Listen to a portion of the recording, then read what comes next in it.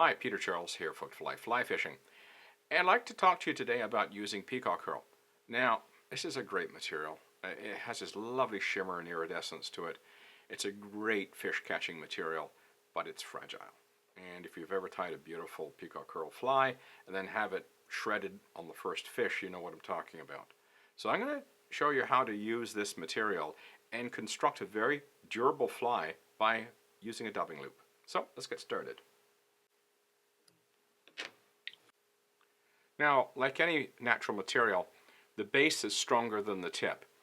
You can tie it in by the tip. This method will allow you to do it. So if you wanted a very fine body, use a fine thread like an 8/0, use the tip and you'd get a very small body. If you want a little bit more bulk, you tie it in by the base, which is what I'm going to do today. So I'm going to wind it back the length of the body that I'm creating. And I'm just going to trim off the excess. So this is the length of the body that I want. Let's assume, for example, that this is the body of a spay fly. So what I'm going to do here is I'm just going to create a dubbing loop. And you just put your finger in it like this and pull back. And this is the type of loop you would use if you were making a dubbing body.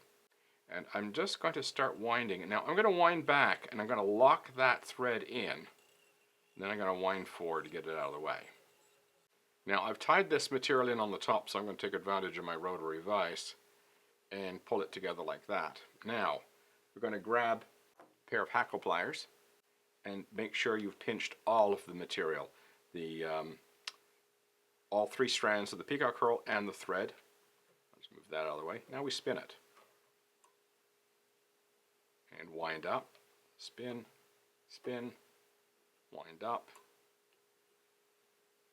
Okay, now we've created a rope out of our Peacock Herl, and I can just wind this on just like it was chenille. And I can wind it back and forth, I can play games with it, I can thicken it up in places, I can do all sorts of neat things. And then when we're done, we just have to come in and lock it off, just like any other piece of material. So there you have this great dubbing body. It's very durable.